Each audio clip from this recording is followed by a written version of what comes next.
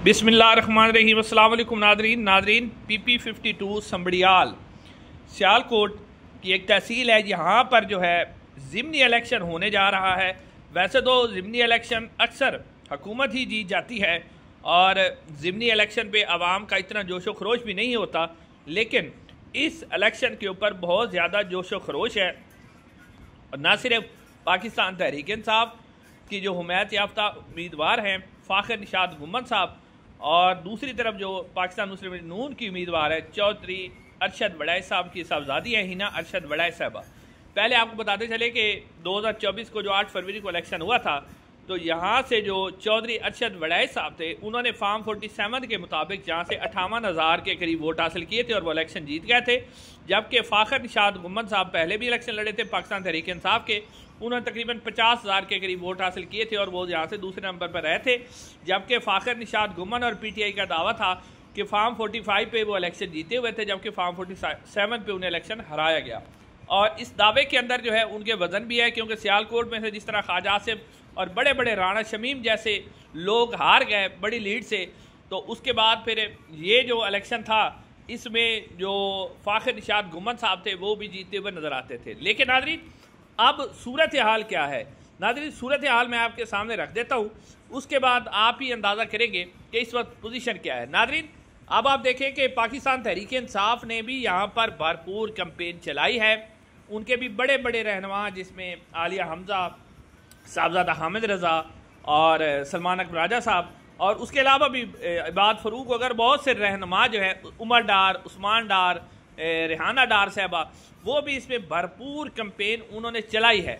और पाकिस्तान तहरीक इंसाफ की जो रैलियाँ थी वो भी बहुत बड़ी बड़ी रैलियाँ थी, इसमें कोई शक नहीं, बहुत बड़ी रैलियाँ थी। और सबसे पॉजिटिव फैक्टर ये है कि पाकिस्तान तहरीक इंसाफ को जो है वो कैंपेन से कोई रोका नहीं गया। इतनी कोई बड़ी शिकायत नहीं आई जहाँ पर कि पाकिस्तान तहरीक इंसाफ को कोई जलसा ना करने दिया गया हो या पाकिस्तान तहरीक इंसाफ को कोई रैली ना करने दी गई। तो पाकिस्तान तहरीक इंसाफ ने भी भरपूर कैंपेन इसके अंदर चलाई है। अब नाज़रीन जो मुस्लिम लीग नून है वो भी बड़ी भरपूर कैंपेन चला रही है। उनके भी वज़ीर, मुशीर, बड़े बड़े रहनुमा जो है एहसन इकबाल साहब के बेटे ने यहाँ पर आए हैं। उसके अलावा ख्वाजा आसिफ साहब और भी बहुत से पाकिस्तान जो मुस्लिम लीग नून के रहनुमा हैं उन्होंने भी इस हल्के के अंदर बहुत ज़्यादा कैंपेन चलाई है। और इसके अंदर अब कैंपेन उन्होंने बहुत बड़ी चलाई है। लेकिन अब मैं सामने रखता हूँ कि फैक्टर कौन कौन से हैं। सबसे पहले हबीब अकरम साहब ने एक सर्वे किया जिसमें भी पाकिस्तान तहरीक इंसाफ ऊपर थी। उसके अलावा जो मकामी साफ़ी हैं वो भी यही बता रहे हैं कि पाकिस्तान तहरीक इंसाफ यहाँ पर बहुत ही तगड़ी है और पाकिस्तान तहरीक इंसाफ ये नशिस्त जीत जाएगी। लेकिन नाज़रीन अब यहाँ पर आप देखें, सबसे पहले पाकिस्तान तहरीक इंसाफ के हवाले से अगर हम बात करें, पाकिस्तान तहरीक इंसाफ क्योंकि ये शहरी हल्का है, शहरी हल्के में नौजवान होते हैं और पाकिस्तान तहरीक इंसाफ जो है नौजवान उसको वोट करता है, और शहर के लोग जो है पढ़े लिखे ज़्यादा होते हैं वो पाकिस्तान तहरीक इंसाफ को वोट करते हैं। पाकिस्तान तहरीक इंसाफ को यहाँ पर ये एहसास है कि शहरी हल्का ज़्यादा है, तहसील संबड़ियाल शहर का। और उसके साथ साथ जो असलम गुम्मन साहब में ब्रिगेडियर असलम गुम्मन साहब वो MNA है राणा शमीम से, वो यहाँ से इलेक्शन जीते हुए हैं। उनकी वफादारियों के ऊपर सवाल उठाया जा रहा था 26वीं आईनी तरमीम के हवाले से कि उन्होंने PTI से गद्दारी की थी। लेकिन अब इस कैंपेन के अंदर उन्होंने भरपूर तरीके से फ़ाखर निशात गुम्मन साहब की कैंपेन चलाई है और पूरा उनका जो जोर था उन्होंने इसके अंदर लगाया है। यानी पाकिस्तान तहरीक इंसाफ को जो दो फैक्टर हैं वो इस हवाले से फ़ायदा दे रहे, एक शहरी हल्का और असलम गुम्मन साहब की कैंपेन और पाकिस्तान तहरीक इंसाफ का जो नौजवान वोटर है। दूसरी तरफ नून लीग को नाज़रीन कराम बड़ा नून लीग को भी बहुत बड़ा एडवांटेज हासिल है। नून लीग के लिए ये नशिस्त जीतना इंतहाई ज़रूरी है। उसकी वजह नाज़रीन कराम ये है कि मुस्लिम लीग नून ख़ास तौर पर जो वज़ीर आला पंजाब मरियम नवाज़ साहब हैं उनके बकौल कि वो पंजाब के अंदर बहुत ज़्यादा परफॉर्म कर रही हैं। उन्होंने बड़े बड़े प्रोजेक्ट आपने देखा कि वो शुरू कर रही हैं, वो कॉलेज यूनिवर्सिटियों में जा रही हैं, लैपटॉप तकसीम कर रही हैं, यूनिवर्सिटी के बच्चों के साथ मिल रही हैं और वो भरपूर एक किस्म की कैंपेन पंजाब के अंदर चला रही हैं। अब अगर मुस्लिम लीग नून ये नशिस्त हार जाती है तो उनको बहुत बड़ा सेटबैक होगा। और सेटबैक क्या होगा? सेटबैक ये होगा कि जनाब मरियम नवाज़ साहब तो बड़े बड़े प्रोजेक्ट चला रही थी, लोगों ने प्रोजेक्ट को बाई नहीं किया।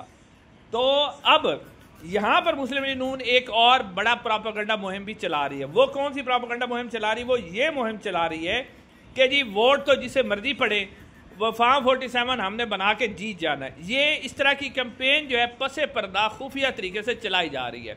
लेकिन अब ये क्यों चलाई जा रही है? इसलिए चलाई जा रही है कि पाकिस्तान तहरीक इंसाफ का जो नौजवान वोटर है वो बाहर ही ना निकले, वो समझ आ जाए जिसको मर्जी वोट दे, जीत तो नून लीग ने ही जाना है।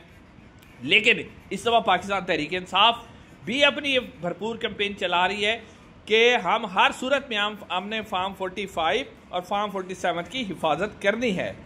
तो अब ये तो दोनों गेम की जा रही है कि एक तरफ नून लीग ये कैंपेन चला रही है और दूसरी तरफ नून लीग को ये भी एडवांटेज हासिल है क्योंकि हुकूमत है वो सरकारी ज़राए भी इस्तेमाल कर रही है और सरकारी वसाइल का भी इस्तेमाल किया जा रहा है, उनकी गाड़ियाँ इस्तेमाल की जा रही हैं, सारा कुछ किया जा रहा है। नून लीग के लिए, नून लीग के ऊपर इसलिए ज़्यादा प्रेशर है कि नून लीग के लिए नशिस्त जितना ज़िंदगी और मौत का मामला है।